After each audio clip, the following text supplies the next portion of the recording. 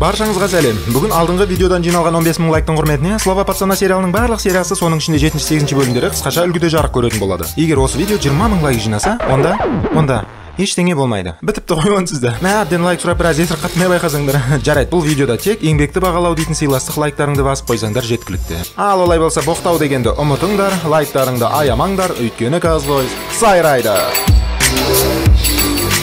Аулада 1989 жылдың ақпан айы. Кеңес одағы соңғы демін алып ыдырау үстінде. Жоқшылықтың салдарынан сыртта түрлі көше қозғалыстары түзіліп, рэкетерлік күн көру кезеңі есігін айқара ашып өркендей бастайды. Сол кездерде полиция қызметкерлері посттарына бекем болып, жаргон тілінде айтқанда, менттер мен шарюшылар арасында қарсылықтар етек жаяды. Бұл кездерде көшеде жалғыз жүріп чушпан болу өте қауіпті. Үйге жеткенше қасқырларға таланып, 1000 түрлі жарақатпен және бос қалтамен оралу ол үйреншікті нәрсе. Қоғамда жүріп, көше жүйесін үйреніп, жергілікті топқа кіріп, солардың түсінігімен қозғалмасаң, саған күн жоқ дейтіндей, сондай бір қиын заман орнап тұрған кез. Фильмнің сюжеті көбінесе универсам деп аталатын майда ұрлықпен және әлімжеттілікпен айналысатын тобырдың төңірегіндегі кейіпкерлермен таныстырады. Ал фильмнің өзіне кірісетін болсақ, сцена Казань қаласында Андрей есімді жасөспірім оқушыдан басталады. Ол үйінде шешесі және қарындасы үшеуі тұрады. Андрей музыкаға жақын момын жігіт еді. Алайда оған не болатын алда әлі көретін боламыз. Содан ертесіне Андрей сыныптасымен бірге автобусқа отырып сабағына бара жатқанда, ол алғашқы далб***измнің белгілерін байқап, Марат дейтін жергілікті бұзықпен танысады. Марат Ескендірден 30 рубль қағып алады. Ескендір өз кезегінде айтқан өтірігі үшін Мараттан жазасын күтіп тұрады. Марат оны Андрейге ұрғызады. Андрей ұрмайым деп қатайып алады да, тиісті апперкотын қабыл алады.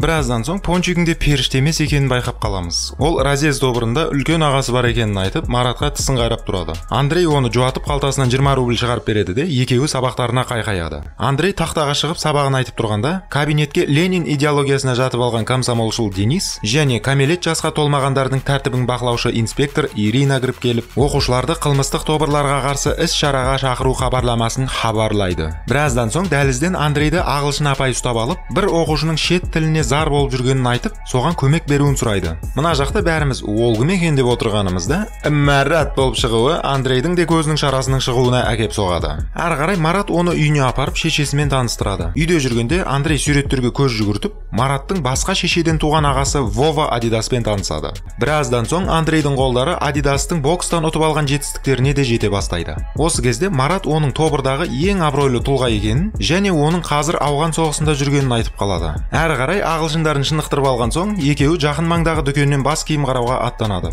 Бұл жақтан ақшта жасалған қымбат бас киімдерді көріп қалталарының маңырап тұрғанын байқайды. Амал қанша, ақырында Андрей сатушыны жынды қылып тұрғанда, Марат екі бас киімді қолға түсіріп дүкеннен екеуі де безіп шығады. Артынша Андрей өз сыбағасын ұстап мәз болып үйіне келеді. Алдынан шешесі шығып, бұның сыбағасына ризашылығын білдіруге асықпай, алған жеріңе қайтадан апарып қой дейтіндей әңгімесін айтады. Ертесіне Андрей асханада отырғанда, кеше ғана чушпан болып жүрген Пончигің бүгін разъезд тобырына кіріп, одан бетер ісініп, енді болмаса жарылуға таяп қалғанын байқаймыз. Ол Андрейді қысып, автобуста болған жағдайға соны кінәлап, рубльге жүктеп кетеді. Араға Денис түсіп, чушпандардың тоқылдақтығын қолдап, әлгі айтылған жиналысты қайтадан естеріне түсіріп кетеді. Күндер өте Андрей мен Мараттың аралары жақындап, біреуі оған сабақ үйретіп, миын толықтырса, екіншісі бокс пен көше қозғалыстарын үйретіп, денесін жаттықтырады. Арасында майда ұрлықтармен айналысып, Андрей темекі шегіп үйренеді. Құттықтаймыз. Бір жақсысы одан түк шықпайды. Байқап отсақ, екеуінің аралары біраз жылып, онымен қоса қобырға тақалған көтендері де жылып, арам табыспен жиналған ақшаларына сатып алынған арам астары олардың бойына ақырындап сіңе бастайды. Ертесіне музыка үйірмесінде Марат скрипкашы Айгүлмен танысып алады. Содан екеуі күліп танысса да, Айгүл оған телефонын бермей қояды. Марат өміріне мәз болып ауласымен келе жатқанда, алдынан Кощей дейтін универсамның бас старшагы шығып, бір жерге баратынын айтып, Маратқа көлігін тазалатып қояды. Ал мына жақта Андрей Пончиктің көзіне күйік болып, ақша үшін таяқ жеп алады. Марат машинаны жуып болған соң, темекінің түтініне шомылып отырған старшактардың хатасына тап болып, сол жерде 100 грамм деген тек массаны өлшейтін физикалық шама емес екенін анықтап алады. Отырыс барысында Кощей Маратты өзіне тартып миын аштады. Кешке қарай Андрей үйіне оралып, көзіндегі фингалдарды ақтайтын себеп тауып, шешесіне 1000 түрлі өтіріктерді соға бастайды. Есесіне мектепте ақша жинап жатыр дейтін тағы бір өтірігін айтады. Ақырында шешесі оған ақша бере алмайтын болып шығады. Оны түсінген Андрей азан мен сабағына бара жатып, Маратқа жолығып, одан көмек сұрайды. Артынша екеуі фингалдарымен жарысып, таңғы астарын ішіп отырып, Андрей өзінің чушпандық өмірден шаршағанын айтып, тобырға қосылуын сұрайды. Марат оны барынша алшақтатуға тырысады. Андрей оның артынан қалмай мұғалімдерден Айгүлдің телефонын алып, тобырда жиналып тұрған жерінен Маратты шақырып, оған Айгүлдің телефонын береді. Марат көке қоя саш дегенге келтіреді. Бірақ Андрей сонда да иесіне байланып қалған күшік сияқты оның артынан қалмай, тобырдың дәл ортасына жетіп келіп, старшактарды алаңдатады. Андрей өзінің нормальный пацан екенін дәлелдеп, старшактардың сұрақтарына сөзден ұсталмай, дұрыс жауаптарымен олардың сеніміне аздап жақындай бастайды. Ендігі рәсім тұмсық бұзу болғандықтан, Андрейдің сағы қаншалықты сынатынын сынбайтынын тексеру арқылы оны Маратпен жекпе-жекке шығарады.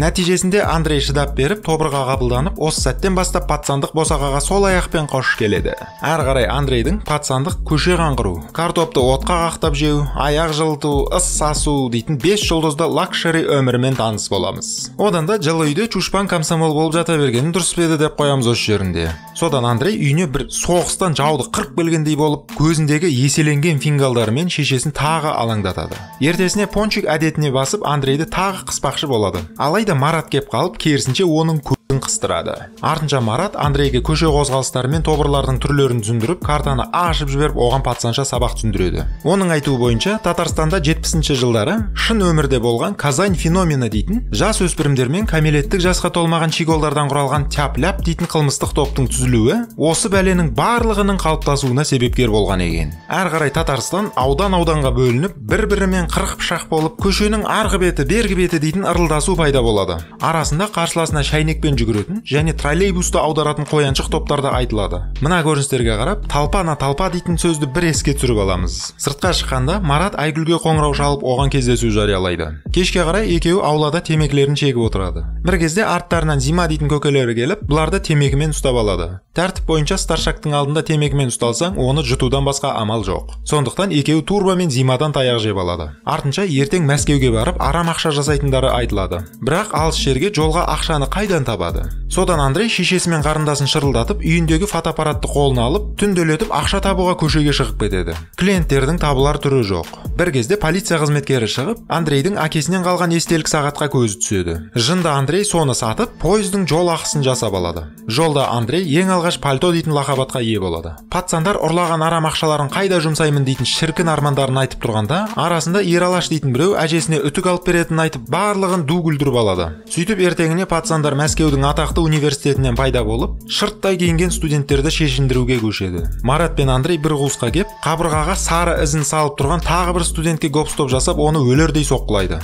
Нәтижесінде ол бұларды ұстап береді де, Андрейді бөлімшеден бірақ шығарады. Бұл жақта Андрейдің шешесі жылап, менің балам мұндайға бармайды, қойыңдар дейтін жырға салады. Алайда жұдырығындағы жарақат кері әрекеттерді дәлелдегенде, мен мұндай сұмдықты тәрбиелеген жоқ едім ғой дейтін ананың зары жүректі өртеп, шешесі өзіне қояр орын таппай дәлізге шығып кетеді. Ирина Андрейден түсініктеме алу мақсатында A4 қағаз дайындайды. Андрей сөз тауып, Иринаны ертең киноға шақыру арқылы оны сындырып алады. Нәтижесінде A4 парақ тұрған орнына қайтадан секіріп мінеді. Ирина да кетер емес болып, жарайды, қайталанбасын дейтін көңілімен көп ұзамай Андрейді босатады. Сыртқа шыққанда Андрейді тобыры күтіп алып, бұны арыз жазбайтын, достарын сатпайтын қасиетімен құттықтап қастарына қосып алып кетеді. Оны көрген шешесі сілейіп бір орында қатып қалады. Біраз уақыттан соң Андрей чушпан шашымен қоштасып, пацандық образына ене бастайды. Ол аздай Марат оны үйіне апарып, өзінің бас киімін кигізіп, тағы бір сән үлгісін көрсетеді. Содан кешке қарай Марат Айгүлін күтіп тұрады. Андрей шақырылған Иринасын күтіп тұрады. Нәтижесінде Ирина бірінші келіп, Мараттың көзін алартып зыттырып жібереді. Осы кезде Андрей екі жаққа да сәлемі түзу екенін байқаймыз. Біраздан соң Андрей Иринамен залға кіріп жайғасады. Әңгімелері енді жарасып келе жатқанда, кино алдында қылмыстық тобырларға қарсы шағын үгіт насихат видеосы қосылып, барлық отырған көрермендердің шыдамсыздықтарын қыштады.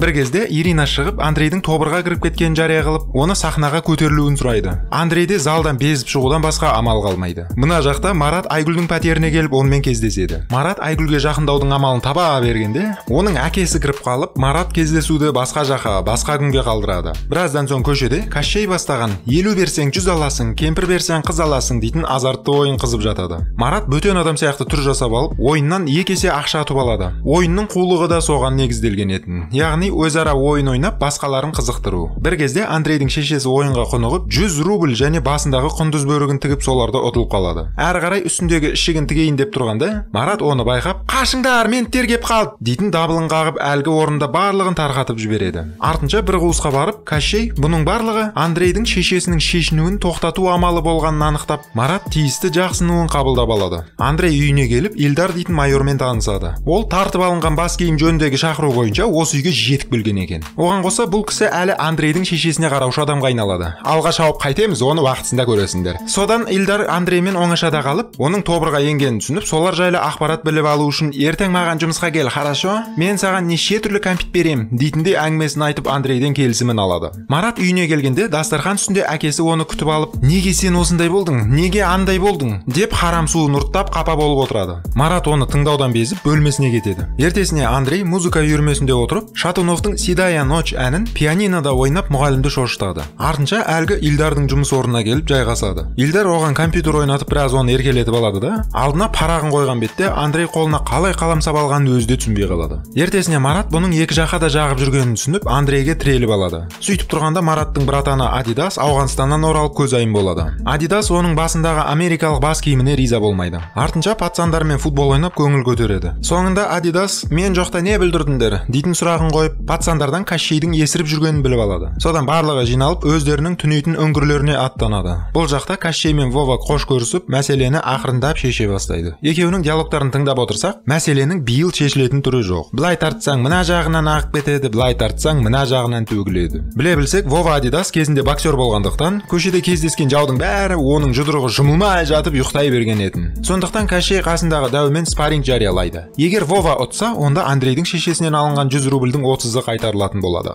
Адидас не дегенмен Ауғанстанда әбден автомат ұстап қалғандықтан, былғары қолғаппен құлаштауды ұмытып жекпе-жекте жеңіліс табады. Біраздан соң Адидас елде капитализмнің жақындап келе жатқанын түсініп, жақын арадағы арам болса да бизнес жоспарын құра бастайды. Солайша құндыз бөріктің мәселесін шешетінін айтып, Андрейді мәз қылады. Андрей барлығының қолын алып қоштасады. Алайда мәселе Маратпен байланысты болғандықтан, оған көзін тырыстыра беруін жалғастырады. Кешке қарай Андрейдің үйіне Ирина келіп, онымен оңашада сөйлеседі. Ирина кинотеатрдағы болған жағдайдан соң Андрейден кешірім сұрап, ертең оны квартирник дейтін тірі музыкалық қойылымға шақырады. Ертесіне пацандар трассаға шығып алып бизнестерін бастайды. Көліктердің алдына доңғалақ қақпақтарын қою арқылы олардан өту ақысын сұрап ақша жасайды. Қарсыласқандарға дөрекі күш көрсетіп, қалталарын босатып алады. Сөйтіп көрінгеннің барлығын тоқтатып, тек полиция келген кезде ғана табандарын жалтыратып бүгіндікке тапқан ақшаларын бөлісіп алады. Әрқайсысы өз сыбағаларын алып, қалған ақшаны кешке болатын дискотекаға жұмсамақ болады. Ералаш аңсаған үтігін алып үйіне келіп әжесін бір қуантып алады. Ал Андрей 25 рубльді кітаптардың арасына қыстырып шешесіне сюрприз жасайды. Алайда Светлана оның ұрлығы екенін түсініп қойып, ақшаларды бетіне лақтырады. Андрей шешесіне ренжіп дискочқа қарай тартып кетеді. Ал дискотекада Адидас дембел формасын киіп алып, "Көрінбей кеттің көптен, әшшәләу бермей өтпәң" дейтін қозғалыстарын келтіріп керемет болып жүреді. Сол уақытта Марат Айгүлді дискотекаға шақырады. Алайда оның әкесі үйінде отырғандықтан, Айгүлге қашып шығудан басқа амал жоқ. Сөйтіп екеуі тіріліп келген Лениннің машинасына отырып дискочқа қарай бет алады. Дискотекада түрлі тобырлар шеңбер құрып биді сойып жатады. Андрей Иринаны биге шақырады. Ирина бармайын деп қызметіне беріктігін көрсетеді. Марат пен Айгүл вальсқа еніп, қолдары тиісті жерлерін сипай бастайды.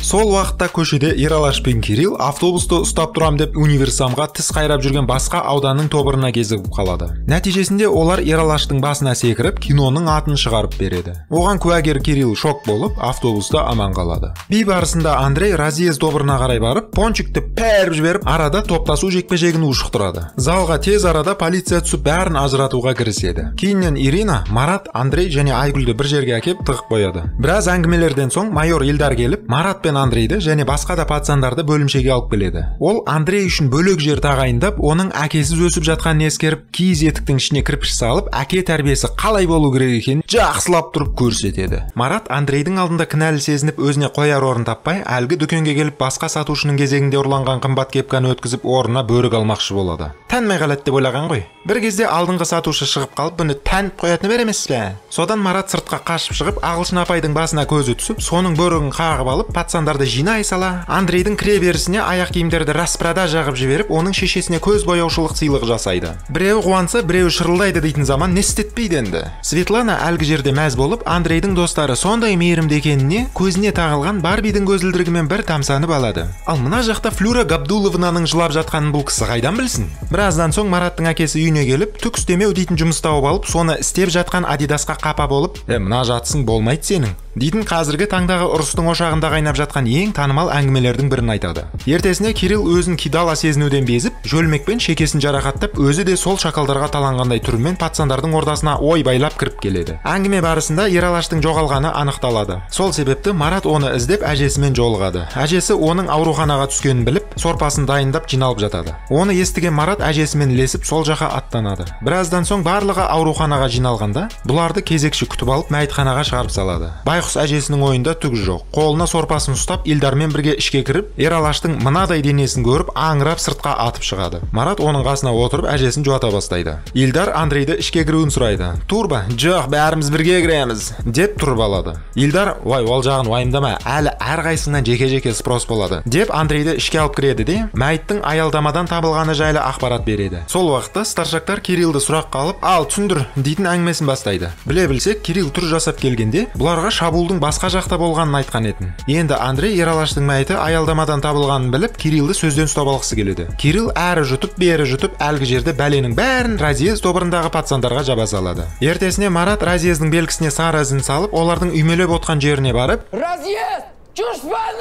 деп айқайлап қашып, универсам тарапынан қарымта стрелға кеп тірестіреді. Арада үлкен шайқас басталып кетеді. Содан универсам пацандары барлығын ұйықтатып болған соң, олар автобуста отырып, болған жайтты қайта айтып, қақа ұстау дейтін сәт орын алады. Барлығы ордаларына келгенде, универсам және разъезд тобырларының старшактары Кирилл қышытқан шайқасты талқылап, бұларың не, кезінде бүйтіп едік қой, сөйтіп едік қой дейтін жақсылықтарын міндетсініп, түсінбестікте отырады. Сонда Кирилл кіріп келіп, старшактардың сұрағына жұтқыншағын дайындап, кім шабуылдағанына нақты жауап бере алмай сөздерін жұтып тұрады. Олар кеткен соң Кощей Кириллді ортаға салып, оны сұраққа алады. Бір қызығы, алдыңғы серияларда үй іргесінде жатқан дядь Толя әлгі автобустың жүргізушісі екен. Ол мына болған жағдайдың бәрін көргендіктен, Кощей сол ақпарат жайлы құлағдар болып, осы жерде Кириллдің өтірігі шығып қалады. Ол оған да өтірік жауап беріп, алдындағы айтқан өтіріктерін ұмытып, разъезге бәлесін жапқаны да білініп қалады. Былай айтқанда барынша сөзден ұсталып, чушпандыққа қадамын жақындата береді. Нәтижесінде Кирилл тобырдан қуылып, тиісті соққыларын қабылдап пацандардың түкірігіне батып кетеді. Андрей түкіруден безеді, бірақ Турба оған да түкіртеді. Енді осы сәттен бастап бұнымен ешкім қол алып амандаспайды және басқа да тобырларға қосыла алмайтын болады. Содан ертесіне Ералашты жерлеу рәсімі орын алады. Адидас пацандардан тиын жинап, керек жараққа оны жүргізушінің қолына ұстатады. Артынша пацандар ұрандарын айтып, Ералаш үшін кек алатындарымен ант етеді. Андрей үйіне келгенде, шешесі бұның көше қаңғырып жүргеніне ашуланып, оны мектеп жастан қабылдайтын Суворов әскери оқу орнына бермекші болады. Света жатқан бөлмеден Илдар да шыға келіп, осы сәттен бастап саған енді мен әке болып қалуы мүмкін, кім біледі, дейтін әңгімесін бастап, артынша Андрейге іздеуде жүрген Хади Такташ тобыры жайлы ақпаратымен бөліседі. Сонымен қатар Хади Такташ тобырынан Равиль Исаков дейтін мынау біреу Ералашты өлтірген сұмырайды айтып қалады. Оны естіп алған Андрейдің бір аяғы осы жерде, бір аяғы мына жақтан пайда болып, дереу старшактармен бөліседі. Сонда Зима шығып, сен өзің 200-ді бәлекесің. Ана жақта мусормен сыр бөлісесің, мына жақта бізбен нан бөлісесің. Мүмкін сені ол әдейі осы жерге жіберіп отқан шығар. Шыққанда каз бізді бір қора жақсы адамдар күтіп тұратын шығар. Сен соны ойландың ба?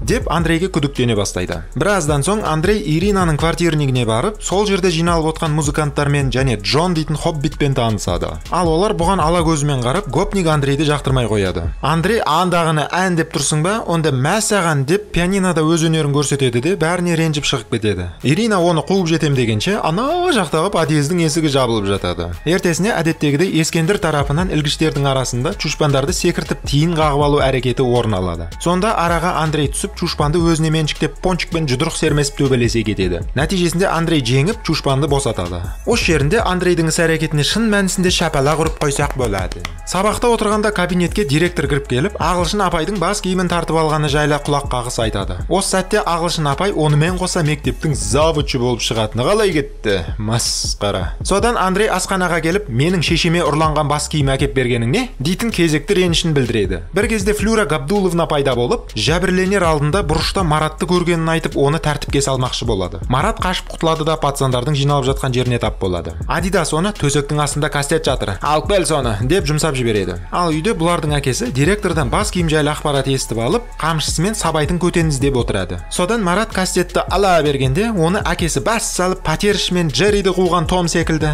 Тамағы тоқтық, жұмысы жоқтық, аздырар адам баласын дейтін Абай атамыздың сөзін еске түсіріп Маратты тәрбиеге салады. Нәтижесінде жынды болса байлап бақ дегендей оны әкпесінің үйіне апарып тастауға көшеді. Волгада отырғанда терезе біресе буланып тұрады, біресе құп-құрғақ. Одан кейін қайтадан буланып, сосын қайта кеуіп кететіні қызық болады. Сол уақытта Кащей келіп, старшактарды қасына шақырып алып, Ералашты өлтірген Хади Такташ екеніне көз жеткенін білдіреді. Алайда Кащей задни беріп, өз жоқтың көз жоқ дегендей, Ералаш өзі бірінші допускат етіп оқтағаны үшін таяқ жеді дегенге келтіреді де, ат бойын беріп кетіп қалады. Адидас намыстанып, мен жалғыз өзім барып Ералаштың кегін қайтарамын. Менімен лесесіңдер ме, леспейсіңдер ме, ол өздеріңнің қалауларың деп Хади Такташты қыруға аттанады. Ал сен не істер едің, қалатын бедің, әлде баратын бедің? Комментке жазып өтсеңдер болады. Мына жақта Марат Волганың есігін ашып, әкесінен қашып зытып береді. Аулада ақырында Адидастың артынан пацандар еріп, жауды талқандауға аттанады. Содан Адидас тобырын ертіп алып, аула арасында шайқас бастап, терезеден қараған тұрғындарға тегін концерт көрсетеді. Жекпе-жек барысында Адидасқа тақтайдың шегесі қадалады. Шайқас басталмай тұрып, бір тұрғын полиция шақырып үлгерген болатын. Көп ұзамай олар да келе қалып, бәрін тарқатады. Жарақат алғандардың ішінде Андрей мен Адидасты байқауға болады. Кейіннен той тарқаған кезде Марат келіп, полициядан мән-жайды біліп алады. Түнге қарай ауруханада жарадар Андрейдің қасына Ирина келіп, жындысың сен, Андрей, мүмкін мына жағдай саған сабақ болатын шығар, деп бетінен сүйіп Джонның сәлемдемесін айтып кетеді. Марат Кащеймен жолығып, одан пацандардың бәрі қырылды дейтіндей, осындай жаңалық біліп алады. Оған қапа болған Марат үйіне барайын десе, әкесі қуып жіберген. Далаға шығайын десе, полицияның рейді маза бермейді. Енді оған мына диванда жатып түнеуге тура келеді. Андрей палатасынан шығып, посттағы медбикеден Равиль Исаковтың қайда жатқанын біліп алып, соның палатасына тісін қайрап жетіп келеді де, Ералаштың кегін оны пәріп жіберу арқылы қайтарып, артынан 667 соққысымен байқұсты ауыр жарақаттайды. Таңертең Марат ауруханаға келіп, ішке кіре алмай тұрады. Бір кезде көз алдынан интерндерді көріп қалып, солардың біреуінен күшпен халатын тартып алып, ішке интерннің түрін жасап кіріп кетеді. Осы кезде Хади Такташтықтар терезені сындырып ішке ене бастайды. Турба, Марат және Андрей Адидасты алып қашу операциясына кіріседі. Лифтте тұрғанда Адидас ең алғаш Наташа дейтін медбикені көріп, көздері жайнап кетеді. Содан лифтқа кіргенде бұларды хадиштер жұдырықпен күтіп алады. Ал үшеуі оларға қолмен де, құтымен де тойтарыс беріп, дәліз бойымен зуылдап отырып, сыртқа аман-есен атып шығады. Әрі қарай көрінген көлікке Адидасты салып, оны гыталық тәсілмен айдап кетеді. Әлгі жерде Андрейдің шешесі мен қарындасы шығып қалатын бар емес пе? Мына көріністі көрген шешесі мен қарындасының реакциясын аяп кететін жеріміз тағы бар. Жол жөнекей арттан қуған полицияны ладаға соғып, әйтеуір барлығы аман-есен өздерінің мекендейтін үңгірлеріне жетіп алады. Бөлмеге куртка туғыш лампа кіріп келіп, бәріне куртка таратып береді. Осы сәтте Адидас Маратты сұраққа алып, шайқас кезінде қайда балдың дейтін сұрағын қояды. Марат мына оқиғаны айтып жауап береді. Ал Адидас оған сенеді. Бір кезде Андрей Равильді ұрғанын мойындайды. Сонда Турба ашуланып, көке, старшактардың орнына шешетін сен сонда решала медің дейтін әңгімесін бастайды. Ал Адидас керісінше оны қолдайды. Соны Турба көре алмай, ісім сендермен болсын дегендей тұрып кетеді. Енді не істейді байқұс, Адидасқа қарсы шыға алмайды ғой. Біраздан соң Марат Андреймен ілесіп, Джонның тобымен орындалып жатқан музыкалық үйірмеге келеді. Бұл жақта әңгімелері жараспай, түбінде Мараттың жүйкесі сыр беріп, екеуі де шығып кетеді. Түнге қарай Мараттың баратын жері жоқ болғандықтан Андрейдің үйіне қона салады. Шешесі әдеттегідей Андрейді сұрақ қалады. Андрей оны жуату үшін барынша өтірігін соғып, жай әшін бүйткен ғой, жай әшін сөйткен ғой дейтін жауаппен сендіргендей болады. Алайда Светаның шатыры кетіп, түннің ортасында бағдарламалары бітіп, дыңылдап тұрған экранға қарап, Андрейге 1 грамм сенбейтінін айтады. Ертесіне Света Андрейді жетектеп, Суворов әскери оқу орнына апарады. Бұл жақта Андрей басшымен жолығып, оның бойындағы жеп жататын қасиетін бетіне басып, кабинеттен қуылады да, сыртқа шыққанда шешесіне түстім деп өтірігін соға салады. Мына жақта Марат Айгүлмен кездеседі. Айгүл қас-қабағын түйіп алып, 2 күн бойы хабарсыз кеттің, қайда болдың деп ренжіп Маратпен ара-қатынасын үзеді. Ал мына жақта Кощей Бухалович қызын құшақтап, арақ шарап темекіге қақалып отырғанда, Андрей кеп қалып, сені ана жақта Вова шақырып жатыр деп оны аулаға алып шығады. Осы сәтте Кощей Хади Такташтың старшактарымен сөйлесуге қорқып, өтіріктен Ералашқа бәле жаба салғаны анықталады. Арасында бір кісі келіп, жақын маңдағы видео салонын жарнамалап, мекен жайын айтып кетеді. Оны Кощей қуып жібереді де, осы төңіректегі пацандарды мен тәрбиеледім, бәрі менің арқамда деп міндетсінуге көшеді. Алайда соның кесірінен мынадай әурешілік туындағанын ұмытып кеткен болар. Бір кезде Адидастың оған қарсы шағымы жөн болып, пацандар Кощейді таптап соққыға жығады да, көше бізді біздің қарауымызда дейтін ұрандарымен ауланы басына көшіреді. Артынша пацандар Кощейдің сақтап жүрген сейфін ашып, ішінен жиналған ақшалар мен қалталарын толтырып, көше шулатып қаңғы бастықтарына басады. Оған қоса револьвер де өзіне ұсталатын қолын тапқанына риза болады. Біраз уақыттан соң пацандар әлгі жарнамалап кеткен кісінің видеосалонына барып неше түрлі фильмдер көреді. Арасында енді не көретіндерін көрсетпей-ақ қояйын, әйтеуір барлығы әжетханаға кіріп оңашаланумен болады. Соңында видактың иесі жақсы пайда тапқанына қызыққан Адидас бізге де осындай ашу керек дегендей ойға келеді. Ал ойлардың барлығы ылғи да адал бола бермейтінін жақсы түсінеміз. Содан Марат пен Турбо бір айналып келіп, салонның иесін әңгімеге тартып, оның көзін алдай тұрады. Сол уақытта Андрей терезе арқылы бөлмеге еніп, видеомагнитофон мен бірқатар кассеталарды ұрлап кетеді. Бірақ оны үй иесі көріп қойып, оның түрін жаттап алады. Ал мына жақта Илдар Равильмен болған оқиғаны тергеп, куәгерлерден ақпарат сығып алумен айналысып отырады. Артынша кезекшіні сұрақ қалғанда, ол Андрейге ұқсайтын бір баланың палатаға кіргенін айтып, қыңқ етеді.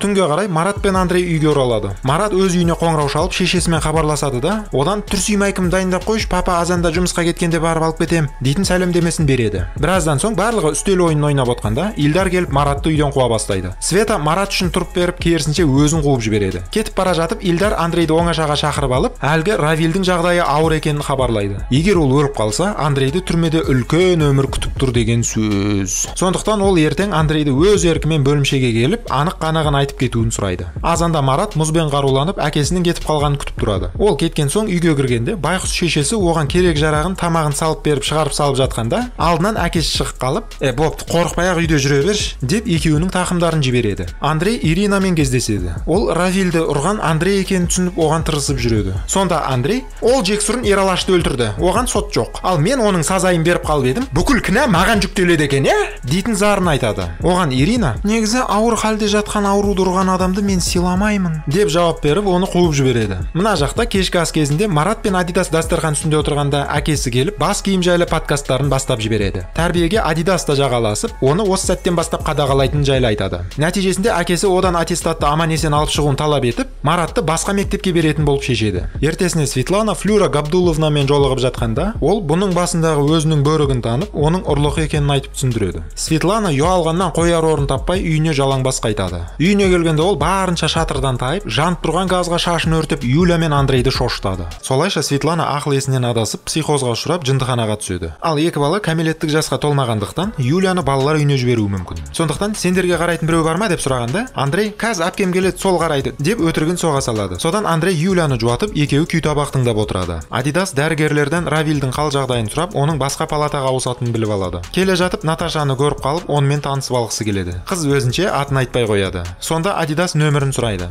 Қыз, қайдағы нөмір? Мен пәленше деген общагада тұрамын, деп өзінің нақты мекен жайын айтып қояды. Ал Наташа, күт енді Адидасты. Марат Айгүлмен кездеседі. Айгүл оған әлі тырысып жүреді. Нәтижесінде екеуі ұрысып, Айгүл қарға іздерін салып мектепке қарай жол тартады. Жолда Лада мен бір тентек Айгүлге тиісіп, қыр соңынан қалмайды. Сонда Айгүл өзінің Маратпен жүретінін айтып қашып кетеді. Мына жақта Андрей шешесіне келіп, бас киім жайлы айтып, достарының қылмыс әрекетін ақтап, тағы бір порция өтірік айтады. Шешесі оған үн қатпайды. Оны көріп, психиатр Андрейді сыртқа шығарып жібереді де, бұл кісі әлі биыл сауықпайды дейтін әңгіме айтады. Вова Хади такташтықтармен жолығуға келеді. Содан Адидас Кощейдің қуылғанын айтып, Хади такташтық старшакпен қол алысып мазаға келеді. Тек мынаның курткасы жыртылып қалған екен, соны төлеп бере салса болды. Ештеңе қылмайды, лампаны тауып аламыз да куртка туғыза саламыз дегендей ғой. Біраздан соң Адидас Марат пен пальтоны жетектеп дүкенге алып келіп, сатушылардан кешірім сұрап, ұрланған кепкалардың шығынын қайтарып береді. Артынша сатушыларға тортын ұстатып, қасындағы құр тұрған бөлмеге ұрлаған видиктерін қойып, видеосалон дейтін бизнес ашып алмақшы болады. Ол үшін бөлменің ішіндегі қоқыр-соқырдың бәрін шығарып, ішін жақсылап тұрып тазалау керек болады. Кім істейді? Әрине, ит күшігін, күшік құйрығын жұмсап жатып, әйтеуір бөлме ішін қанттай қылады. Теледидарды қайдан алар екен деп отырғанымызда, Андрейдің үйіндегі теледидар осы жерге келіп, дидарын жарқыратуға қарсы болмайды. Терезеге газет жапсырып, елді тегін сығалау мүмкіндігінен айырады. Орындықтар әкелінеді. Кабельдер өздерінің тесіктерін тауып мәз болады. Арасында Адидас Джон Крамердің қуыршағына косплей жасайды. Артынша екі сатушыны сындырып, қызына сыйлық ретінде капрон чөлкей алады. Енді сыртын жарнамамен қатырып тұрып превью жасау керек. Пацандар қыруар қағаз құртып жатып, нәтижесінде есікке Казвойстың превьюлары сияқты бір бәлені әкеліп іле салады. Қарап отсаң, бизнестері біраз жерге барып, көптеген көрермендер пайда болып жатқанын байқаймыз. Превью маңызды емес екен деп қоямыз осы жерінде. Содан Андрей мына жақта Иринаға шешесінің қал жағдайын айтады. Ирина өзінің туылған күнін атап ресторанға жиналып жатқандықтан, оны қасындағы көмекшісі қамқорлық тексерісіне тіркейтін болады. Андрей каз үйімдегі әпкем шақырып келем деп кезекті өтірігін айтып, Иринаның артынан қуып, жұлдыз мейрамханасына жетіп келеді де, Джонның Иринаға ән арнап тұрғанын тұрғанына көзі түседі. Сөйтіп өзінің атынан Иринаға балмұздақ беріп сахнаға шығады да Иринаға керемет ән орындап береді. Оны көрген Джон бұнысы қалай екен деп түсінбей Андрейдің қасына барып бұның қалай дей бергенде Андрей оны пәріп жіберіп арада қораздану басталады. Мына жақта Адидас Наташаны күтіп колготкасын дайындап тұрады. Ол келгенде Жизухадағы Айжамал сияқты кәпеге барайық дейтін сөзден бастап ақырындап танысу әрекетіне кірісе бастайды. Қыз одан сескеніп беріп тұрған сыйлығын алмай кетіп қалады. Сонда Адидас сыйлықты комендантқа бере салуды жөн көреді. Комендант риза болып, "Той, жап-жақсы жігіт қой тегі, не болды сонша тырысып?" дейтіндей әңгімесін Наташаға айтады. Жұлдыздағы концерттен соң Ирина Андрейдің үйіне келіп, оның өтірік айтып жүргенін біліп қояды. Соңында енді тыныш жүр жарай ма? Әйтпесе өтірігің шығып қалып, Юлия екеуің балалар үйіне кетесіңдер деген ескертуін беріп, аяқтарын шыға беріске қарай дайындайды. Ертесіне Марат әкесі ауыстырған мектепке келіп құжаттарын өткізеді. Бұның осы мектепке ауысып келгені қандай жақсы болды. Неге десеңдер, Айгүл де осы мектепте оқиды екен. Оған қоса мектептің алдында әлгі жасыл ада мінген тентек тура шыға беріске шлагбаум болып тұра қалғаны бұның мазасын алады. Содан екеуі бір-біріне тырысып алған соң Айгүл Маратқа мән-жайды айтады. Марат соның ладасының қасына келіп тентектен интерес қуалайды. Тентек оны боқтап орыстардың 3 әрпіне, қазақтардың 5 әрпіне жұмсап жібереді. Марат онда мә саған деп тепсе темір үзетін азаматқа, Маратқа айналып одан таяқ жегенсіп, Айгүл ертіп келген мұғалімнің көзінше мен емес дейтіндей байқұс түр жасап алады. Ал мынау есалаңмен алда әлі көрісетін боламыз. Сөйтіп Айгүл мен Марат қайта татуласады. Оған қоса Марат Айгүлді бері тартып плакатын жазғызып алады. Біраздан соң сағызды соза бермей оған таласатын сәттің келгенін үзетін тағы бір сәт, ол кинозаңдылық деп аталатын барлығын жақсы білесіңдер. Осы кезде әлі ерте саған дейміз де Маратты далаға шығарып жібереміз. Сыртта Марат өтіп бара жатқан тұрғындарға жарнама жасап, оларды ішке тартып тұрады. Ал үстінде болашақтан барған тұрғындар пластик терезе салдырып жетісіп жүреді. Біраздан соң қасына Зима жайғасып, Маратқа клиент жинауда мастер-класс үйретіп шиголдарды мультфильм көруге шақырады. Уақыт өте келе Адидас жиналған ақшаларды пайызбен бөліп, әркім өз сыбағаларын алып, Грефке, анаған, мынаған және видикті ұрлаған Андрейге дейтін қалтаға салуға болатын рахметтерін алады. Марат Айгүлді лифтпен шығарып салып, аяқталмай қалған ісін соңына жеткізіп мәз болып қайтады. Келесі күні сол ісін текпешекте тағы бір қайталап жіберіп мәз болады. Одан кейін мектепте жүргенде кинодан көрген Брюс Ли Робокоп дейтін қара жорғасын билеп, Айгүлмен ара қатынасын біраз жерге апарып тастайды. Ай атасын әлет, әрі қарай не болатынын айтсам қазір спойлер болып кетеді. Сондықтан Андрей не істеп жүр екен, соны көрейік. Андрей қарындасымен үйіне келе жатып, есігінің алдынан Светаны іздеп ішіп алған Илдарды кездестіреді. Андрей оның психоз болғанын айтып хабардар етеді. Кешке қарай видеосалонға түрі жаман көкелер келіп, Валераның артынан шабуыл жасап, видеомагнитофонды Айгүл Пайгүлімен көлікке отырғызып алып қашады да, Жолтый, яғни Вадим дейтін басшыларына алып келеді. Бір қызығы алдыңғы серияларда Андрей ұрлап шыққан видиктің иесі осы тобырдың қарамағында болған екен. Ал тобыр Домбыт деп аталады. Көз алдымызда керемет болып отырған Вадим Жолтый аталмыш Домбыттың старшагы болып саналады. Танысып қойыңдар. Міне бір мәселе шешімін тапса, екіншісі сәлемдесіп кеп тұрады деген осы сериалдың ұранына айналған сияқты. Мына жақта Адидас пен Марат бір дастарханда отбасымен әндетіп, әкесінің юбилейін тойлап отырады. Сол уақытта Турба мен Зима кіріп келіп, болған жағдайды үлкендерге білдірмей Адидасқа жеткізеді. Айгүл видикпен жабысып туылғандай, Сарыға оны қайтарып берер ойы жоқ. Адидас бұлардың Снежинка дейтін бардан екенін анықтап, сол жаққа қоңырау шалады. Сөйтіп Сарымен сөйлесіп, 2 сағаттан соң бір жерге жиналып бетпе-бет сөйлесетін уақыттарын белгілеп алады. Марат Айгүл үшін алаңдаумен болады. Нәтижесінде Адидас Зима екеуі баратын болып шешеді. Ендігі мәселе жаяу барамыз ба, көлікпен барамыз ба дейтін сұрақ. Сонда Турба Кощейдікін ұсынып көреді. Адидас, қой шай соны, олар шоғамен кеп тұрғанда біз алдарынан пирожка бозбен шығып тұрсақ қалай болар екен? Шамалы ойлансай, одан да лиязым аман болсын деп автобуспен баруды жөн көреді. Сөйтіп екеуі аялдамада тұрғанда, Марат әкесінің Волгасын айдап келіп, үшеуі Волгамен барып авторитет жинап алады ғой әлгі жерде. Барда мына тентек Айгүлге видикті берсең саған ештеңе болмайды деп патсанша сөзін береді де, видикке П мен басталып О мен аяқталатын кассета салып Айгүлдің қасына жайғасады. Бір кезде Айгүлдің жүйкесі сыр беріп қашып кетеді. Дегенмен екі сөйлеген айуан артынан қуып бөлмеге тығып, осындай бүтін тұрған салафанды теседі ғой.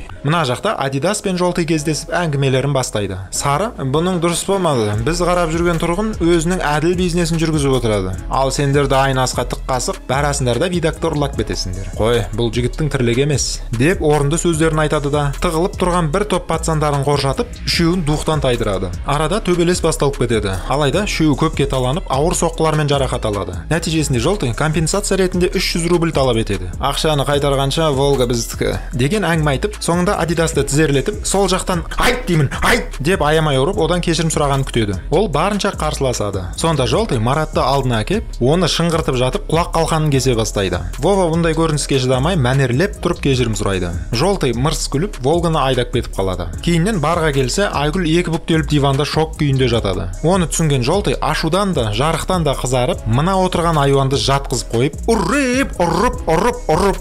ұрып және көптен боғы шыққанша теуіп тастайды. Түбінде оны чушпан қылып сызылып тобырдан қуады. Мына жақта үшеуі жарақаттарын жетектеп лиазға отырып базаға оралады. Жарақаттарын жуып алған соң Адидас Мараттың қолын байлап, өзі оңашаланып, қораптан не алғанын көрсетпей, "Каз өздерің көресіңдер" дегендей, әйтеуір бірден домбыттықтардың отыратын ордасынан жалғыз өзі пайда болады. Бұл жақта Жолтый Айгүлмен болған жағдайды хабарлап, "Айналайын, ақшаң керегі жоқ. Волгаң мен Айгүлді алда кете бер, боссың" деп тағы бір орынды сөздерін айтады. Сонда принципке жатып алған Адидас қалтасынан револьвер шығарып, Жолтыйды және айналасындағыларды аяқтан қолдан жарақаттап, соңында тапаншаны Жолтыйдың басына тіреп, оның аузынан "кешір мені" дейтін сөзді күтіп тұрады. Ал ол айтушы ма еді? Нәтижесінде сол түкке тұрмайтын екі сөз үшін Адидас Жолтыйды атып қылмыскер атанады. Сөйтіп Адидас Айгүлді орап үйге алып кетеді. Базада Турбо Марат пен Зимадан не болғанын сұрап отырады. Зима: "Ей, мен қайдан білейін, жер иіскеп төмен қарап жаттың." Марат: "Ей, мен қайдан білейін, менің құлағым кесіліп жатты" дейтіндей жауаптарын береді. Бір кезде Адидас Айгүлмен бірге кіріп келіп, Маратқа оны үйіне апарып тастауын сұрайды. Илдар барға келіп, болған қылмысқа арналған іс қозғау парақтарын шытырлатып аша бастайды. Марат Айгүлді үйіне апарып, оның шешесінен қарғыс естиді. Біраздан соң Адидас пен Марат Наташаға барып, жарақаттарын емдейді. Осы кезде Адидас Наташаға жақындап, белін қысып алып, ертең болатын киноға шақырады. Ал Наташа келісімін береді. Айгүлдің үйіне полиция келіп, "Не білесің, түрлері қандай, аттары кім?" деп оны сұраққа алады. Бір кезде әкесі жұмыстан келіп, "Ешқандай іс ашпай-ақ қой, ешкімге арыз жазбаймыз. Ел естісе ұят болады" деп дәстүр фильмін еске түсіреді. Ал қыздың жағдайын мүлдем ойлағысы келмейді. Иә, ата-аналар да анда-санда осындай сволыш болады. Мына жақта Турбо Айгүлмен не болғанын білгісі келіп, пацандардың репутациясын уайымдап отырады. Негізі пацандардың түсінігі бойынша, орталарында араласып жүрген қызды біреу ұстап алып, оған жоғары төмен гимнастикасын жасаса, онда ол вафлер болып шығады. Вафлермен жүрген жігіт кім деп аталады? Умзок. Дұрыс, мазок болып шығады. Ал біле білсек, пацандардың заңы бойынша мазоктарды тобырдан қуады екен. Сондықтан Маратты қуу керек. Әйтпесе басқа аудандардың тобырлары оны естісе, олар бізге көтін ашып тұрып күледі дейтін сақтық шара Турбоның мазасын алып қоймай қояды. Үйде отырғанда Адидас жоғарыда айтылған нәрселердің бәрін Маратқа түсіндіреді. Және өзі бұған түк істей алмайтындығын білдіреді. Асханада Илдар Айгүлдің үйінде болған капитанмен кездесіп қалып, одан зорлау қылмысы туралы ақпаратқа құлақ түріп, жәбір көрушінің Айгүл екенін біліп алады. Содан Илдар істі қайтадан ашып, сержантқа тамағын ішкізбестен кафедегі куәгерлерге Айгүлдің суретін көрсетіп, есепте тұрған универсам мен домбыттарды қадағала дейтін тапсырмасына жібереді. Марат Айгүлге келіп, болған нәрсені жеке өзінен сұрап алуға тырысады. Айгүл ештеңе болған жоқ дегенде, Мараттың қуанышы қойнына сыймай, оны кешке дискачқа шақырып кетіп бара жатқанда, алдынан оның әкесі шығып қалып, ауыратын құлағынан ұстап, тұмсығын бұздырып алады. Үйге кіріп, әкесі мұрнын жуып тұрып, қызына сайқалдан бастап қаншықпен бітетін сөздерді айтып, ауызбен шығатыны бар емес пе? Адидас аулаға шығып, пацандарды жинап, домбыттықтардың тас-талқан болғанын хабарлап, бәрін қуантады. Артынша, "Енді осы сәттен бастап қатал боламыз. Бізге тіс қайрап жүргендер өте көп. Стрелға шыққанда Марат сияқты өстіп кешігіп жүресіңдер ме? Ха?" деп арасында інісіне соққы беріп, бәрін қазанға салып бір қуырып алады. Әрі қарай пацандарға жаттығу жұмыстарын жасатқызып, турникке тартылғызып, бокстан өзара үлкен спарринг жасап жібереді. Арасында универсам пацандарының болашақта неден және қандай жағдайда қаза табатындары жайлы ақпараттар беріліп өтеді. Оның ішінде Зима мен Лампа да бар екен. Содан Адидас, "Чо там, пацан болғыларың келе ме?" дегендей бізге тік қарап, "Сержан братан" дейтін сериалды еске түсіріп жібереді. Кейіннен Адидас Наташаның жатақханасына барып, Наташамен кездеседі. Екеуі енді әңгімелерін бастап киноға жиналып тұрғанда, көліктердің арасында ешкім жоқ еді. Санаулы ғана секундтардан соң екі пацан бір чушпанды қысып тұрады дейтін қателікті байқап қаламыз. Наташа оны байқап, "Ай, оңбағандар!" деген женский такой голоспен оларды қуып жібереді. Артынша бұндай сұмдықты көре тұра, дым істемеген Адидастан көңілі қалып, киноға бармайтын болып шешеді. Айтпақшы, Андрей не болып жатыр? Соны көрейікші. Андрей бөлімшеге келіп, шешесіне дәрігерлердің дұрыс қарамай жатқанын айтып, оны босатып алуға Илдардан көмек қолын сұрайды. Біраздан соң екеуі жындыханаға барып, ешкімге тіл қатпай мүсінге айналып кеткен Светаны көреді. Артынша Илдар дәрігерлермен келісіп жатып, Светаны үйге алып келеді. Света үйге кіре салып, қолына сыбырғыш алып, еден сыпырып қуа бастайды. Оның бұл қылығын көрген Илдар осы үйде қонатын болып шешеді. Кешке қарай Адидас Наташаның терезесін қағып, әлгі чушпанның ақшасы өзіне қайтқанын айтып, оны дискотекаға шақырады. Ол үшін бояну керек дейді. Адидас, "Ой, боянбай-ақ қой, онсыз да әдемісің" деп оны сындырып алып, екеуі дискотекадан табылатын болып шешті. Оған қоса Адидас осы сәтте шиголдан 2 рубль қағып үлгереді. Мына жақта Илдар Светаны жатқызып, қасына Андрейді қойып кетеді. Өзі телефонмен сөйлесіп, көшедегі рейдті күшейту арқылы рахмет. Қайырына кел. Өзі телефонмен сөйлесіп, көшедегі рейдті күшейту арқылы Воваға айып тағып оны ұстап алу жоспарын құрады. Андрей мына жақта тыңдап, оның әңгімесінен құлағдар болады. Түнге қарай Айгүл етігін киіп, қоқыс төгемін деп, әкесін құбырға дейін шығарып салдырады. Әрі қарай зытып беріп дискачқа қарай қажады. Әкесі қуып жете алмай, "Осының бәрі сенің тәрбиең" деп балкондағы әйеліне әңгіме айтады. Дискачта Маратпен кездесіп, екеуі ғимаратқа кіреді. Айгүл ел жұрттан ұялғаны ма, әйтеуір қабырғаға қарап тұрумен болады. Бір кезде вальс басталады. Бәрі қыздарын ортаға шақырып сызылып тұрады. Лампа Wednesday'дегі Юджинге ұқсап тек қызықтаумен ғана болады. Адидастың іздеуде жүргенін түсінген Андрей оны Наташаның құшағынан жұлып алып, сені жақсы адамдар іздеп жүр, ұсталып қалмаш құрсын дейтін хабарламасын қолына ұстатады. Турба Айгүлден көз алмай оған не болған біліп алуға тырысады. Бір кезде оны Мараттың өзінен сұрайды. Ол ештеңе болмағанын айтады. Сөйтіп Марат әжетханаға келгенде Зима оны әңгімеге тартып көзін алдай тұрады. Мына жақта Айгүл құрбыларымен жиналып, ламбада биіне тіркесіп вагон бола қалады. Адидас Андрейдің жақсы жаңалығын естіп алып, дереу вагон рельстен шығарып алып, жатақханаға барып мені күт деп Маратты іздеп кетеді. Турба домбыттықтардың сүмірейіп разъезге қосылып кеткеніне күліп, Айгүлмен шын мәнісінде не болғанын біліп алады да, қызының қасына келіп сол ақпаратпен бөліседі. Білесіңдер, Өсек деген қызға айтылса, ол вирустан да жылдам тарап кетеді. Солайша Айгүл туралы хайп бүкіл залға мәлім болып, ол мазақ пен сөгістің ортасында қалып, қарға да шомылып үйіне еңіреп қайтады. Адидас Маратты тоқтатып, Турбаға оны үйге апарып тастауын сұрайды. Турба өзі бара алмай ма не? деп осы бастан оған жақтырмай қарай бастайды. Марат үйіне келгенде, Илдар бастаған топ Адидасқа іздеу салып пәтердің ішін қопарып жатады. Илдар аспашам сияқты қымбат заттарға көз салып, бұл бала бай жерде өсіп, қалайша қылмыскерлік дәрежеге түсуі мүмкін деп әкесіне сүйектен өтетін сөздер айтады. Сөйтіп Мараттан револьвер жайлы сұрайды. Түнге қарай жатақхана жігіттері терезені ашып, өрт сөндіру құбыршегімен Адидасты көзге көрсетпей тартып алады. Адидастың баратын жері болмағандықтан, енді ол полицияның көзінен осы общагада тығылатын болады. Алайда Наташа оның қандай қылмыс жасағанын әлі әзір білмейді. Сөйтіп екеуі ас үйге жайғасып, гитараны қолға алып, Наутилустың әнін орындап, жанға жайлы романтикаларын бір-біріне сезіндіріп сыр бөлісе бастайды. Андрей үйге келгенде оны Илдар күтіп алып тамағын беріп отырып, Адидасты қорғағаныңды қой, ол адам өлтірді. Сен солармен дос болып шешеңді жынды қылдың. Баспен ойлансай кішкене деп ұрсып береді. Андрей шыдамай үйден қаша жөнеледі. Содан ол Иринаның пәтеріне барады. Бұл жақта Джон оны күтіп алып, ішінен ыңқ еткізіп қуып жібереді. Енді Андрейге мына диванға келіп түнеуге тура келеді. Мына жақта Адидас пен Наташаның серенадасы бітетін түрі жоқ. Таң атып кеткендіктен мазасызданған көршілер бұлардың ұяттарын оятып береді. Сөйтіп екеуі бөлмеге барып сыйысып, сол жерде ғашықтықтарын көз атыстыру арқылы жалғастырады. Ал Мараттың аңдығаны Айгүл. Ол таңертең сабағына әкесімен бірге шыққандықтан, Марат онымен жолыға алмай қалады. Сөйтіп жолда келе жатып сержанттарға ұсталып, қалта тексеруден өтіп шығады. Мына жақта әкесі Айгүлді мектепке дейін шығарып салады. Айгүл сыныптастарының алдында қарабет екенін түсініп, бүкіл сабақ бойы ішке кірмей кіреберісте тұрумен болады. Сөйтіп үйіне ерте келіп шешесіне өтірік соғады. Шешесі тамағын құйып беріп, әйтеуір жерік болып қалған жоқсың ба деп қызына суық қабақ танытып отырады. Ақырында сорпаны унитаз ішіп алады. Ал Айгүл мұңға батып, қылтиманың терезесін ашып бізге қарап, бәріміз өліппіз дейтін сериалдағы Инжи дейтін кейіпкерді еске түсіреді.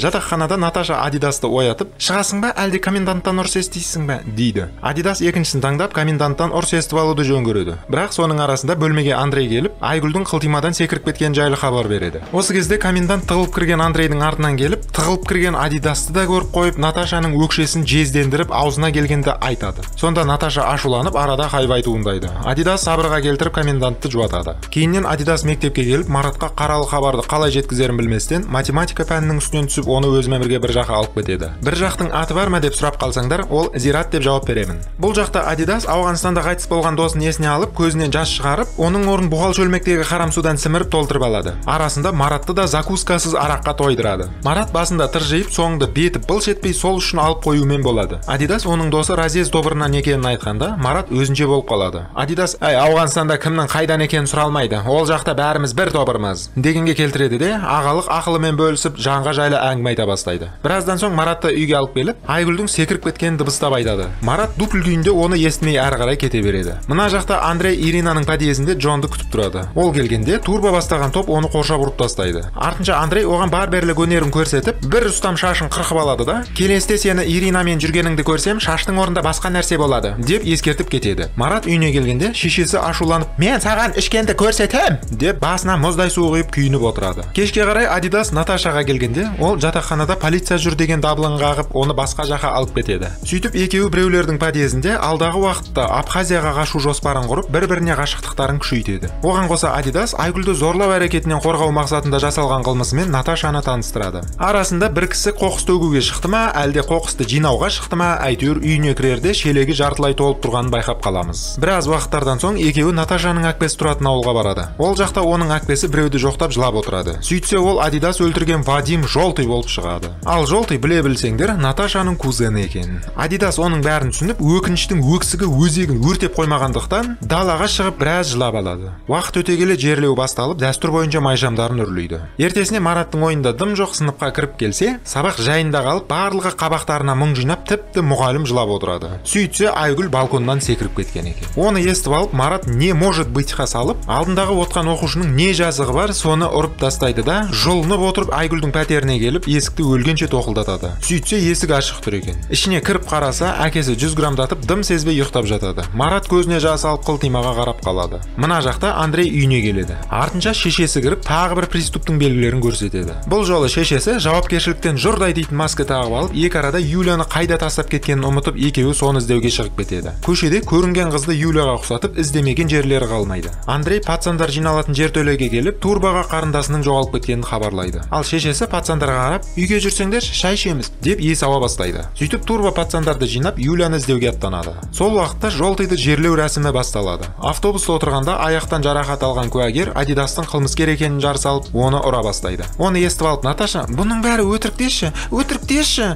деп болған жағдайға сенгісі келмей отырады. Адидас жолтыйдың да пәк емес екенін түсіндіріп, Айгүлді сол ұрлағанын айтады. Наташа не істерін білмей Адидаспен ара қатынасын үзіп, ойбайға салып қашып кетеді. Бөлімшеде Андрей шешесімен бірге Иринаға үстіне не киді, қандай шапка, қандай куртка дегендей іздеу салу ақпаратымен бөлісіп отырады. Сөйтіп Андрей шешесіне жүр дей бергенде, шешесі қайтадан қуып, чак-чакқа тоймай сыртқа шыққысы келмейтінін айтады. Сол кезде Кира дайындап қойған санитарларын шақырып, барлығы жабылып жатып, сауықпаған Светаны қайтадан жындыханаға алып кетеді. Андрей артынан қуып бой бермеуге тырысады, бірақ одан дым шықпайды. Ирина оны жуатып, үйіңе барып демалшы, өзі табылып қалар деген сабырлы әңгімеден гәпіреді. Сол уақытта Юля ойын автоматтары тұратын жерде адасып, бір бұрышта жылап отырады. Турбада дәл уақытында осы жерден табылып, Юляны үйге әкеліп, Андрейді мәз қылады. Осындай кезде пацан болудың бір ғана жақсы жерін белгілеп қоямыз. Артынша Турба орта буындағы суперлерін алып Адидаспен жолығады. Адидас олардан жиналған грефпен қалтасын быттитады. Бір кезде Турба Мараттың мазок екенін жеткізе бергенде, Адидас оны пәріп жіберіп, оны жайына қалдырыңдар, онсыз да қыз өлді, болды, тема жабылды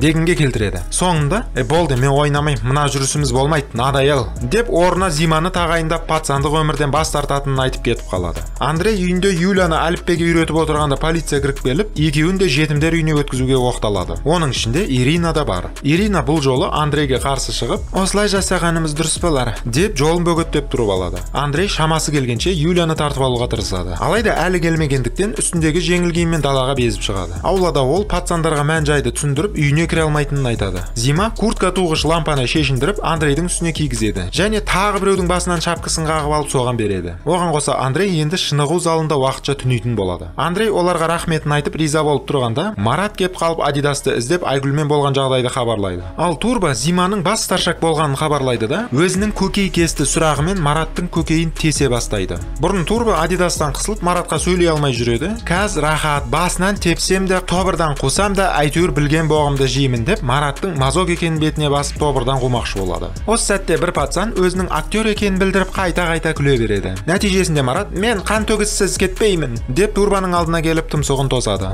Турба оған сұраған соққыларын беріп жатқанда, аулаға Денис бастаған бір топ полиция келіп Маратты құтқарып қалады. Біраздан соң Денис оны өздерінің джинсы тігетін штабына апарады. Марат тобырдан қуылғаны жайлы ақпаратымен бөлісіп, Денистің түрін дану-гүлбанулатады. Денис Маратты ертіп алып, сол сияқты чушпандардың ортасына әкеп, өндірістік болса да адал жұмыс істеуге шақырады. Қасқырды қанша асырасаң да орманға қарап ұлиды дегендей, Марат бұған келіспей өз таңдауын жасайды. Денис оның артынан қуып Маратты Илдарға апарады. Илдар барынша Маратты сындырып, маған көмектессең, саған да көмектесемін, әділеттілікті бірге орнатамыз деп Айгүлді жоғалтып сағы сынып отырған Маратты жібітіп, одан тапанша жайлы сұрайды. Марат білмеймін деп жауап береді. Осы кезде Марат оған Айгүлді зорлаған Колик екенін де айтып қалады. Мына жақта Ирина кафеге жайғасып отыра бергенде, даяшы келіп, пашла нахрен деген Джонның сәлемдемесін береді. Осы сәттен бастап Ирина Джонды танымайтын болады. Қуана бер Андрей. Адидас жатақханаға келіп Наташаны іздейді. Ал Наташа онымен сөйлескісі келмей, бөлмелес құрбысына өзінің жоқ екенін білдіретін өтіріктің түр-түрін айтқызады. Адидас оны жоғалтып алғысы келмейтін дыбыстап жеткізеді. Андрей Маратқа келеді. Ол Айгүл үшін Коликтан кек алатынын айтады да, ертең болатын жиынға келмеуін сұрайды. Андрей не үшін деп сұрағанда, кеме дедім ба, кеме ақ қойсашы дегендей бір нәрсені жасырғандай болады. Ертесіне Марат футбол ойнап жатқан пацандардың арасына барып, арам ойын жүзеге асыра бастайды. Арадан Турба шығып, чушпанмен сөйлеспейтінін айтып, пацандарға ауладан боқты алып тастауын сұрайды. Сонда Марат Турбаны жекпе-жекке шақырып, екеуі күресе кетеді. Осы сәтте Денис пен Илдар жасақтарын ертіп келіп, барлығын тұтқынға алады. Төбелес барысында Марат Турбаға тапанша салып үлгерген екен. Осылайша Марат Турбаға бәлесін жауып, бүкіл пацандарды Илдарға ұстап береді. Бірақ ұсталғандардың арасында Андрей де бар екенін байқаймыз. Уақыт өте келе пацандар маймылдар сияқты уақытша ұстау изоляторында ұсталады. Бір кезде Марат кіріп келеді. Сонда барлығы зоопарктағы аңдар сияқты шулап Маратқа тіреле бастайды. Илдар оны кабинетке апарып, істі анықтау процесін жалғастырады. Марат Айгүлдің қылтимадан секіруіне турбо таратқан өсеге себеп болғанын айтып, оларды жазаға тартуға қарсы болмайды. Сол сәтте кабинетке тоқылдақ Кирилл кіріп, бастауыш, баяндауыш, сызықша үтіріне дейін айтып беріп, соңында нүктесін қоюды да ұмытпайды. Оның тоқылдақтығына шыдамай, Марат орнынан тұрып Кириллді пәріп жіберіп үлгереді. Илдар оны ажыратып, сен мүмкін бәлеңді турбоға жаба салған шығарсың. Бірақ саусақ іздері тек тапаншада емес, гильзада да сақталатынын ұмытпа,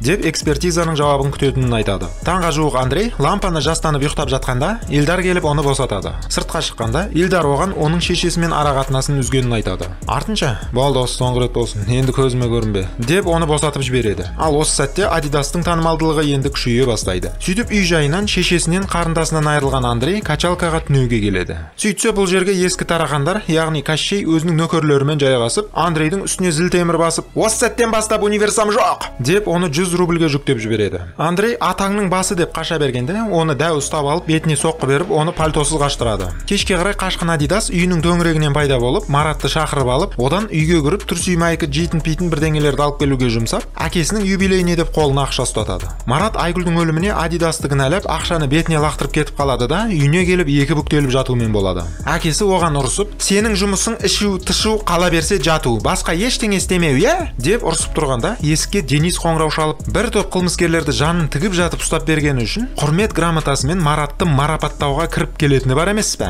Оны естіген әкесі мен шешесі не в понятку болып, бағанағы айтқан сөздерін ауадан қайтарып, баласына жақсы көзбен қарай бастасам бәдақ қояды. Ал Денис Маратпен оңашада сөйлесіп, қылмыскерлер ешқашан жазасыз қалмайтынын айтып, оны комсомол болуға тартады. Кейін Денис кеткенде, әкесі Маратқа айтқан сөздеріне өкініп, одан кешірім сұрап құшағын алады. Андрей Юляны іздеп Иринаның пәтеріне келеді. Сөйтсе Юля уақытша Иринаның қолында өсіп жатыр екен. Андрей кідірместен ас үйге жүгіріп барып, қарындасын сағынып құшақтайды. Енді жағдай тұрақтағанша Андрей де Юля да Иринамен бірге тұратын болады. Кішкене деп қоямыз осы жерінде. Мына жақта Илдар жатақханаға келіп Наташамен сөйлеседі. Оның шарты бойынша Адидас Айгүл үшін тұрып беріп, кісі өлтірген дер кезінде өзі келіп мойындаса, онда жазаны өтеу мерзімі қысқарады екен. Соны Наташаға жеткізіп, оған да, маған да көмектесіңіз дегендей әңгімесін айтады. Сөйтіп отқанда Адидастың өзі пайда болып, коменданттың мақтауына көміліп Наташаның бөлмесіне келеді. Илдар бұны таниды, бұл оны танымайды. Дейтін керемет кездесу орын алып, арада мақтаған қыз тойда осырады дейтін жекпе-жек басталады. Түбінде Илдар Адидасты лақтырам деп өзі лақтырылып, одан таяқ жеп қалады. Осы кезде мына операторды айтам да, прям айнадан өзін өзі түсіріп қоймай қояды ғой. Содан Наташа Вованы ажыратып, қолынан жетектеп қашып кетеді. Ал комендант Илдарды қалыпқа келтіреді. Марат Денис шақырған жерге комсомолдылыққа қабылдау жиналысына келеді. Бірақ оның пионерлік галстугы жоқ екен. Сондықтан Марат әдет бойынша әжетханадан щегол тауып алып, соның галстугын тартып алып, залға кіріп келеді. Сол уақытта Ирина да Андрейді осы жерге әкеліп, оны жиналысқа қатыстырады. Оқушылар біртіндеп кіре бастайды. Комиссия оларды есімдерімен түгендей бастайды. Бір кезде әлгі галстуктан айырылған бала залға кіріп келіп, Маратты тоқылдап қояды. Марат өтіріктен түр жасап, өзінде галстук жоқ, менікін сұрап қоймай жатыр, деп өтіріктен құтылып кетеді. Денис оның қылмыскерлерді ұстап берген ерлігі жайында комиссияға айтып мақтайды. Сонда комиссия мүшесі оны тұрғызып сахнаға көтерілуін сұрайды. Сөйтіп оған қойылған идеологиялық сұрақтардың барлығы Мараттың аузынан дұрыс жауаптарға ие болып шығады. Нәтижесінде Марат шапалақпен, құрметпен комсомолдылыққа қабылданады. Сыртқа шыққанда Денис репортерларға сұхбат беріп жатады. Ирина Андрейді де комсомолға тартылуына кеңес береді. Артынша протоколын қолына ұстап, Юляны балабақшадан алып кеткен соң, кешке қарай саған сюрпризім бар, деп Андрейді қызықтырып қояды. Әрі қарай Андрей Мараттың артынан барып, екеуі өткен кеткен косяктарын талқылап, сен кінәлі, мен кінәлі дейтін жырларын шырқайды. Марат Айгүлдің өліміне патсандар кінәлі дейді. Андрей бізді сатқан сенсің, енді сен патсан емессің деп ренішін айтады. Түбінде Марат патсандардың түсінігінен де жоғары тұратын заң бар дейтін ойға келіп, Андрейге жұдырық жұмсап, арада пияла деген трек қосылып, екеуі сол әуен ойнап біткенше бет жыртысып төбелеседі. Нәтижесінде Марат шаршап қалып, Андрейдің алдына түсіп жорғалай бастайды. Осы кезде сериал бойы ең көп таяқ жеген кейіпкер кім дегенде, ойланбастан Марат деп жауап беретініміз анық. Содан Андрей соңғы соққыларын беріп, болды, боссың, деп кетіп қалады. Мына жақта Наташа Адлерге билет алып жүріп, ілулі тұрған Адидасқа іздеу салу қағаздарын және полицияны көріп, ойын 180 градусқа өзгертеді. Өйткені алдында Илдардың айтуы бойынша, қылмыскердің қашуына көмектескен адам да сәйкесінше қылмыстық бап бойынша жауапкершілікке тартылады. Соны түсінген Наташа Андрейге келіп, онымен бара алмайтынын айтады. Сөйтіп Адидасқа сынбайтын қыз жоқ дегендей, арада махаббаттың алауынан пост төртөңүп кете жаздайды ғой әлгі жерде. Содан Наташаның ойы қайтадан 180-ге өзгеріп, бастапқы нүктесіне қайтып келіп, Адидаспен бірге қашатын болып шешті. Әрі қарай ыстыққа ашылатын, сымдармен оталатын Жигули аман болсын дейді де, екеуі кездейсоқ көлікке отырып жолға аттанады. Илдар Кириллдің жұмысына келіп, Адидасты қамауға алатынын айтқанда, Кириллдің инфаркт ұстап қалады. Жолда екеуінің махаббат алауы трассаны өртеп келе жатқанда, алдарынан майы көке шығып қалып құжаттарын тексермекші болады. Осы кезде Наташаның әртістік шебері қозып, артта жол апаты орнағандай етіп кипиш көтереді. Аңқау майы қызметкері кәні деп жалған мәселені шешуге аттанып кетеді. Артынан Наташа мәз болып, өзінің ең алғашқы өтірігін жуып қояды. Ирина Андрейге айтылған сюрпризін дайындап, Юля екеуін жетектеп шешесі жатқан клиникаға алып келеді. Балалар шешесімен кездесіп мәз болады. Ирина сәл көңіл көтеру үшін радио қосып қояды. Бір кезде Юля бастап беріп, бәрі балқып-шалқып билеу арқылы тағы бір көңіл көтеріп алады. Адидас таксофон арқылы үйіне хабарласады. Телефонды Диляра алып, әкеңді ұжымдастарының көзінше масқара қылды. Ал ол сорлы денсаулығына қарамастан юбилейін атап өтпекші. Үйдің айналасын полиция қоршауда. Өтініш, ұсталып қалмашы, қаладан көзіңді құртшы, дейтіндей әдемі сүйіншісін айтады. Осы жерінде Кирилл расында өзінің абыройын ғана ойлап қалған эгоист екенін байқап қаламыз. Оған атақ пен абырой ғана маңызды. Тек балалары оның атына кір келтірмесе болғаны. Атақ гүл болмасаң дүл бол деп жүре беретін кісі ғой, жалпақ тілмен айтқанда. Содан Адидас бұның бәрін естіп алып, әкесін бір құттықтап кетейін деп ресторанға оралады. Кіріп қалса, залдың төрінде тек Кирилл ғана отырады. Ал қонақтар қылмыскердің әкесін тойлауға бармаймыз деп келіскендей, барлығы тек әруақтарын ғана жұмсап қойып үйінде қалған ау шамасы. Адидас пен әкесінің арасында диалог басталады. Адидас қылмысын ақтап қоймайды. Кирилл кісі өлтіруші маған ұл емес деп оны сөгіп қоймайды. Нәтижесінде Кирилл оны қуып жібереді де, әрі қарай днюхасын өз-өзіне жуып беріп отырады. Мына жақта Даяша Адидасты байқап полицияға хабарласып үлгереді. Олар көп ұзамай жетіп келіп Адидасты қолға түсіруге тырысады. Андрей шешесіне торт алып, оған қоса бас киімін өткізіп, 3 гвоздиканы қолына ұстап базар бойымен келе жатқанда, алдынан әлгі ұрланған видиктің иесі шығып қалып, бәріне жария қылып, полиция келгенше, шамасы келгенше Андрейді ұстап тұрады. Денис Маратты бір жерге алып келе жатады. Естеріңде болса, Илдардың сөзі бар еді ғой, сен бізге көмектессең, біз саған көмектесеміз дейтін. Енді сол сәт орын алайын деп тұр. Ол қалай десеңдер, Денис Маратты бізге екінші бөлімнен таныс әжетханаға кіргізіп жібереді. Марат бұл жерден коликті көріп қалып, көзіне қанын толтырып, шіркін, оны әрі-бері тоқпақтап, кабинканың ішіне тығып тұрып тепкілеумен болады. Солай Марат коликті сан жетпес рет теуіп, даласын шығарып тастайды. Ал біз бұл бөлмеге әжетхана емес, сабау бөлмесі деп ат қойып аламыз. Мына жақта Адидас қашып келе жатып, жолына тұрғандарды нокаутқа жіберіп, көлікке бірнеше қадам қалғанда Илдар оның арқасына оқ атып Адидасты құлатады. Бұны көрген Наташа дереу қасына жетіп келіп, оны құшақтап аңырап тұрып жылаумен болады. Иә, Адидастың романы осы жеріне келіп соңғы бетін ашады. Біраз уақыттардан соң кәмелет жасқа толмағандарға арналған колонияда Андрей видеомагнитофонды ұрлағаны үшін мерзімін өтеп отырады. Ол жақта Шатуновтың Седая ночь әнін пианинода орындап, "Чатам, екінші сезон күтесіңдер ме?" дегендей бізге қарап, бірінші маусымды аяқтайды.